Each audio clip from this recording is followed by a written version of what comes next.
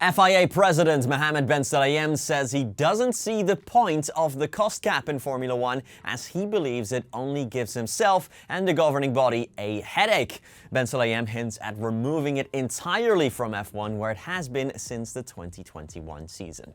Well, welcome back to another GPFans video. I hope you're having a great Monday so far, and remember, we posted a video already this morning, so check that out if you haven't already. And if that's the case, you're likely not subscribed to the channel, so make sure you do that by hitting the button down below. Thank you.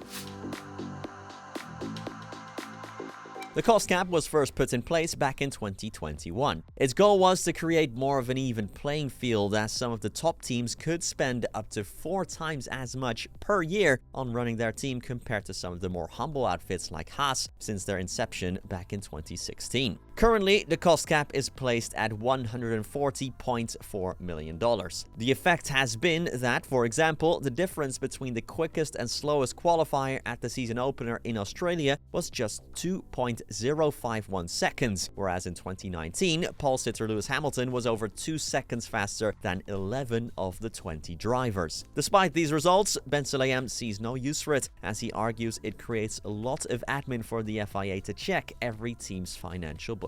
Quote, "I'm looking at the cost cap and it's just giving the FIA a headache. So what's the point of it? I don't see the point. I really don't." Red Bull Racing Team Principal Christian Horner believes the new lower weight limit for 2026 in F1 is, quote, "plucked out of the air," as cars will have to shed quite a bit of weight.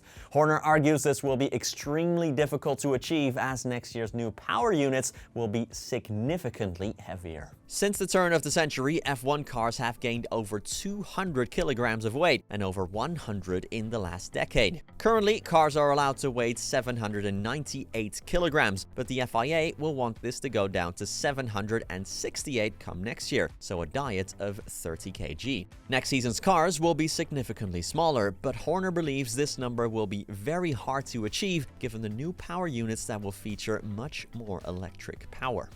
Quote, "A number was plucked out of the air for car weight. We've got engines that are significantly heavier and a car weight that has become lower. So it will be an enormous challenge for every team to achieve it. It is what it is. It's the same for everybody. There will be choices teams make to hit the weights, because weight is free lap time. Every 10 kilos is about 0.35 seconds, but it will be very challenging for all teams to get down to minimum weight."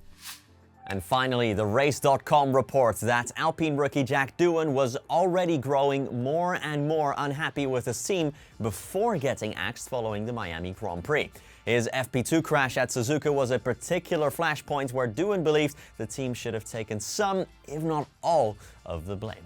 Doohan did not have the best of starts to 2025 before being taken out of his seat. In Australia, he crashed out on the opening lap while he collected penalty points for multiple incidents in China. At Suzuka in FP2, he suffered a heavy shunt, and he once again crashed out of the Miami Grand Prix on the opening lap. The Suzuka incident was an eyebrow-raising one, given he crashed because he had not closed his DRS at the end of the start-finish straight when turning into the first corner. This was not a problem on the simulator, and Doohan felt he should have been made aware that this would not translate onto the real car. The lack of Alpine support following that crash is what made the relationship between the team and driver really sour.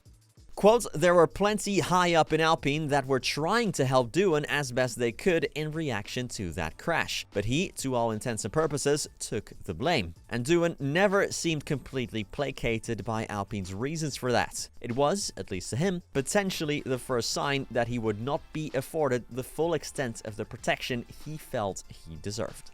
Well, that's it for me. Again, don't forget to check out this morning's video if you haven't, but I'll be back tomorrow either way with the next one. Thank you so much for watching, and peace.